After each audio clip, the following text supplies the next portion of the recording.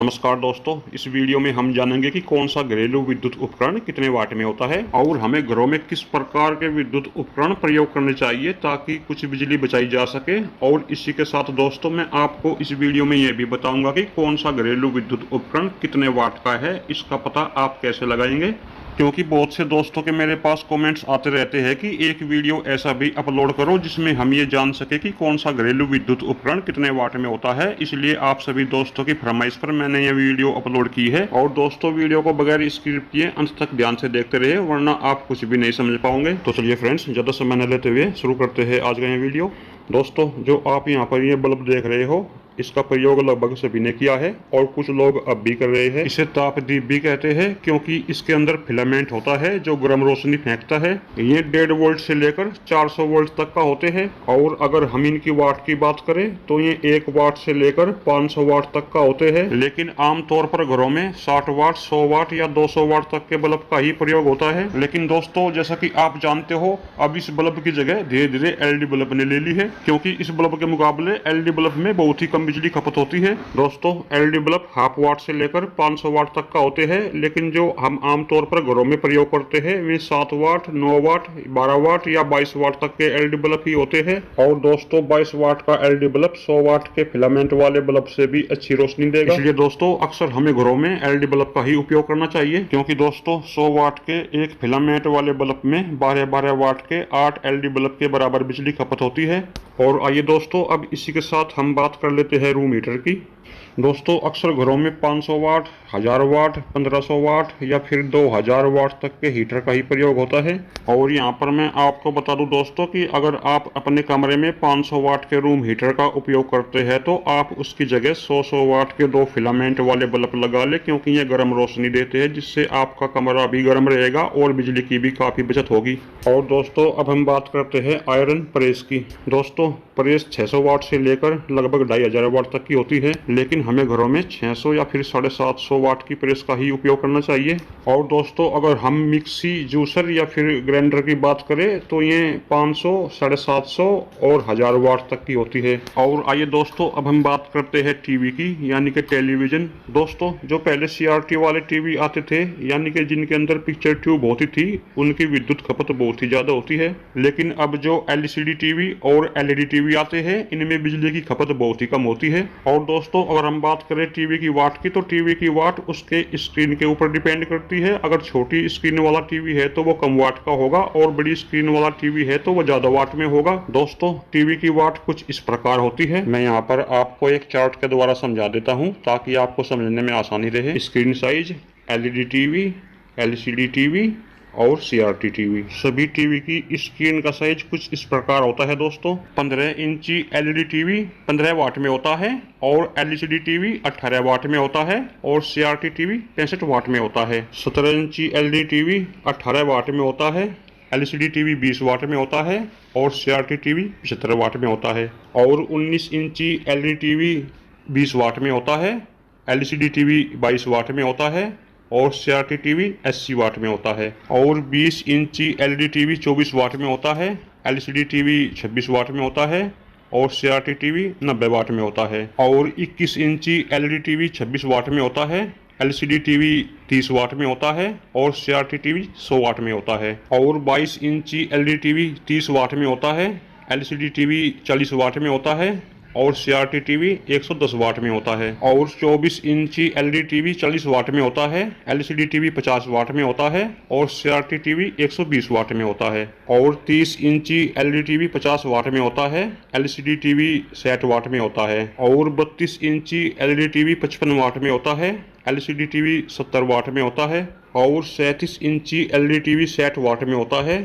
LCD TV 80 वाट में होता है। और 42 इंची एलईडी टीवी 80 वाट में होता है, एलसीडी टीवी 120 वाट में होता है। और 50 इंची एलईडी टीवी 100 वाट में होता है, एलसीडी टीवी 150 वाट में होता है। सभी टीवी की वाट लगभग इसी प्रकार होती है दोस्तों।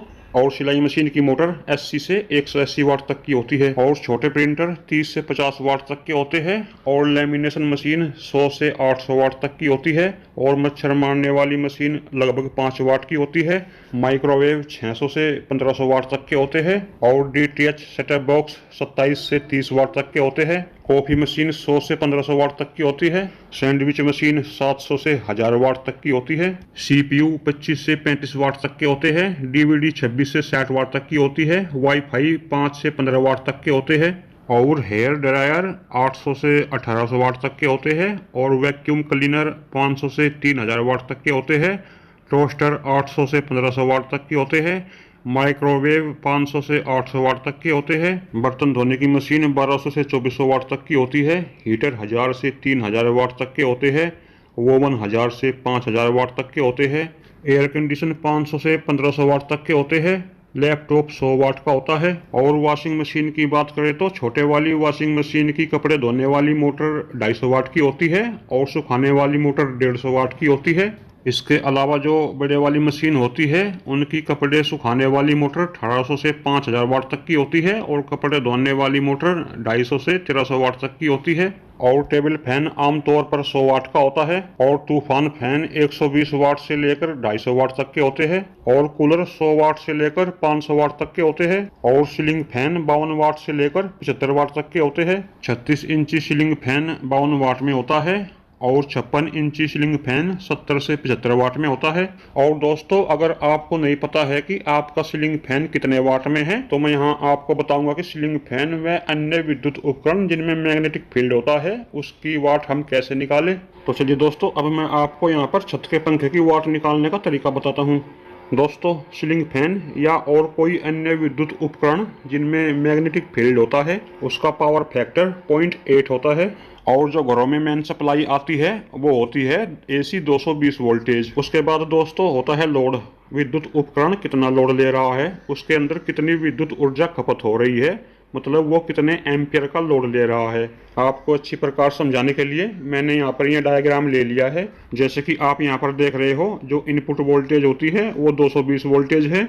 यहाँ पर ये पंखा या और कोई अन्य लोड हो गया और यहाँ पर ये एम्पियर मीटर हो गया, यानी कि हमारा जो विद्युत उपकरण है वो कितने एम्पियर ले रहा है। हमें इसी प्रकार एम्पियर का पता लगाना होता है। जैसे कि आप इस डायग्राम में देख रहे हो, हम किसी भी विद्युत उपकरण से इस प्रकार एम्पियर मीटर को जोड़ लेंगे। अब दोस्तों, जो इसके पावर फैक्टर निकालने का फार्मूला होता है वो कुछ इस प्रकार होता है। Voltage multiply ampere multiply power factor. अब जैसे कि मान लिया दोस्तों, इनपुट हो गई 220 वोल्टेज, उसके बाद एम्पियर। अगर मान लिया दोस्तों पंखा 0.4 एम्पियर ले रहा है तो मल्टीप्लाई 0.4। अब उसके बाद हो गया पावर फैक्टर। पावर फैक्टर है 0.8 तो हम मल्टीप्लाई 0.8 कर देते हैं। और अब इसके बाद दोस्तों हम इन्हें कैलकुलेट करेंगे। जैसे कि वोल्टेज हो गई AC 220 वोल्टेज, फिर मल्टीप्लाई कर लेते हैं एम्पियर। ये एम्पियर है 0.4। उसके बाद हम मल्टीप्लाई कर लेते हैं पावर फैक्टर। पावर फैक्टर है 0.8। इन सब का कैलकुलेट हो गया 70.4। इसका मतलब है कि पंखा 70 वाट में है।